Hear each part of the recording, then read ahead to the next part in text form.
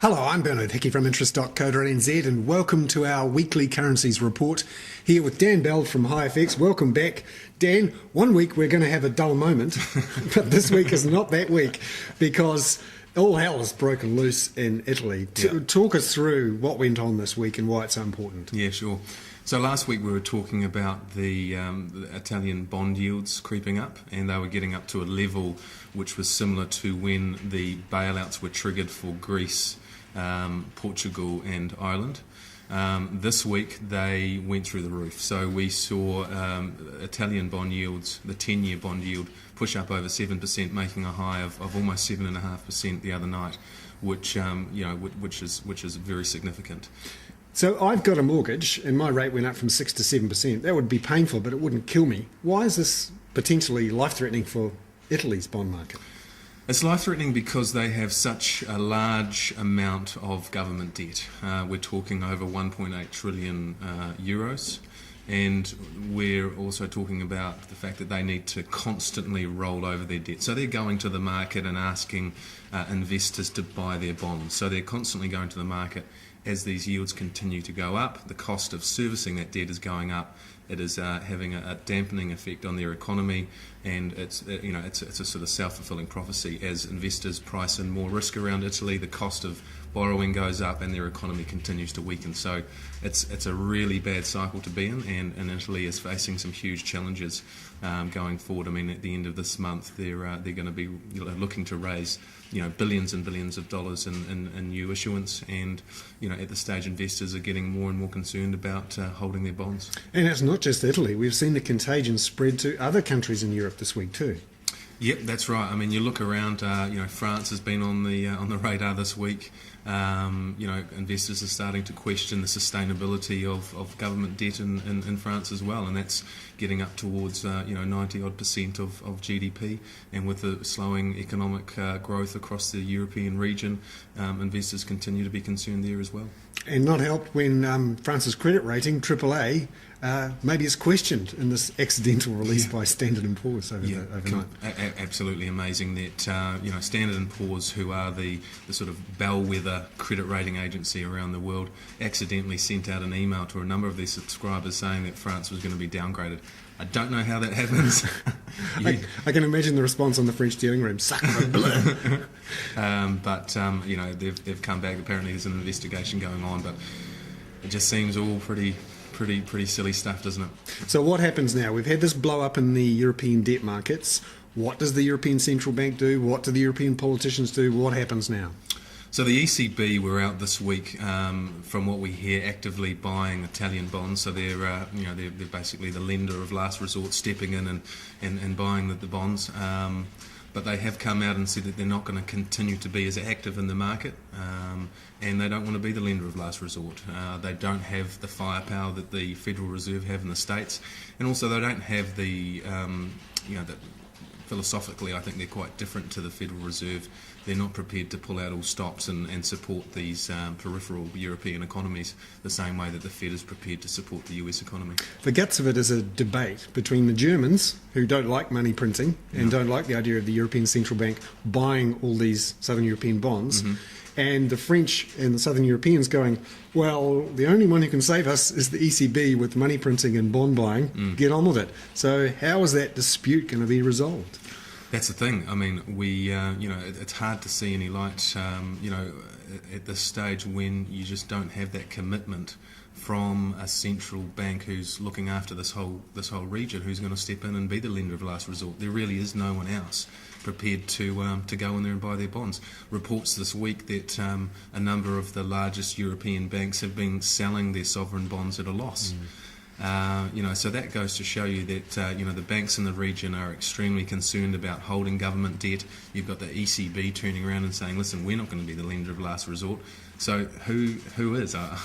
I really don't know the answer to that question, and for me, I think there's still a lot more risk associated with the European debt crisis. And that's impacting on real economies now. We've seen some weak economic figures out of Europe and some signs in China that maybe it's starting to affect there as well. Yeah, well, we had a number of readings out of Europe this week. Industrial production in Italy much lower than expected, and I think it goes to show you that with the volatility, uncertainty that we're seeing in the financial markets, it's starting to have a real impact on business decisions.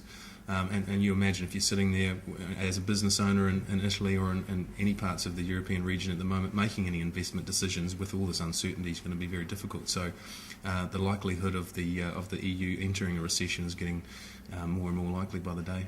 But in China, relatively low inflation figures, and some talk that they could afford to have a stimulus package. Yeah, China released their inflation data earlier this week, and it did come in much weaker than expected. It's still hovering up around sort of 5%, but it has come off from recent highs. China has been tightening monetary policy for the last year or so, so potentially there is some room for China to start loosening monetary policy, dropping the reserve requirements for their banks and trying to add a little bit of stimulus. But the trade numbers out of China this week showed quite a significant drop in exports to Europe.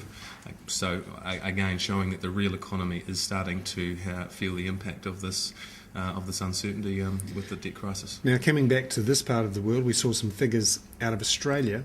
But what surprised me is both the Australian and New Zealand dollars were relatively weak versus the euro. How does that figure? Yeah, so Australia released their employment figures this week, and they pretty much came in as expected. They added about 10,000 new jobs or so for October. The unemployment rate's sitting around 5.2%. So on a relative level, the Australian economy and in fact the New Zealand economy, even though we're not outperforming at the moment, are still a lot better than most parts of Europe and the rest of the developed world. But our currencies are considered by offshore investors as growth positive currencies. We outperform when the global economy is going up. Naturally, we're export focused, commodity export focused economy. So, with all this slower growth around the world, investors are pricing in weaker growth, and that means perhaps weaker commodity prices. So our currencies have been underperforming. So over the last week, we've seen the New Zealand dollar drop substantially against, particularly the US dollar, but also weak against the euro. Talk us through those ranges. Yeah. So the Kiwi dollar's dropped back down around the low 77s, currently sitting around 77.50.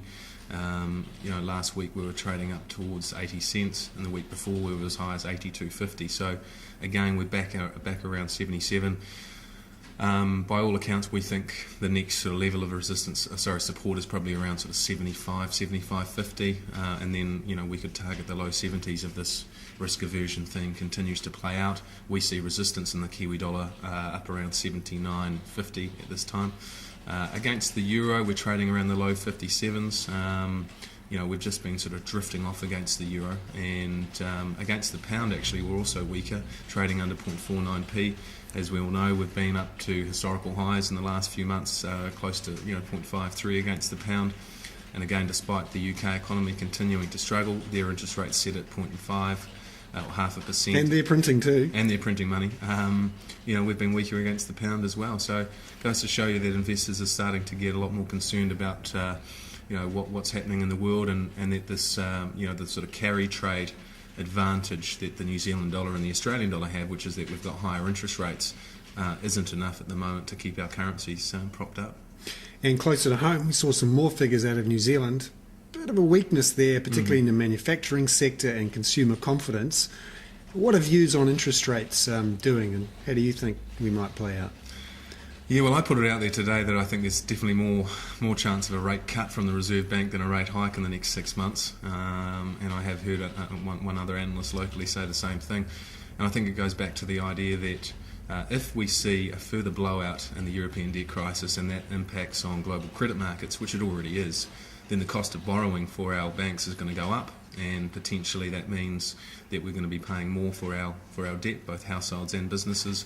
The Reserve Bank is sitting tight with their OCR at 2.5, but if borrowing costs are going up and we're paying more for our overseas debt, then potentially we need to see a rate cut just to keep interest rates where they are. So I can't see interest rates going up anytime soon. Anecdotally, talking to our clients who are importers and exporters, a lot of small to medium-sized businesses, it's still pretty tough going out there. So. Yes, views on interest rates are changing, and you're right, you're not the only one who's starting to talk about this. NZIER's economists are talking about it, and my view for a few months now is that there is a risk of a rate cut as much as a rate hike in the next six months. But we'll see, and we'll all be watching with bated breath how things blow up or not in Europe over the next week. Dan Bell from High FX, thank you very much. Another of our Never a Dull Moment reports. That was another double shot interview. I'm Bernard Hickey for interest.co.nz.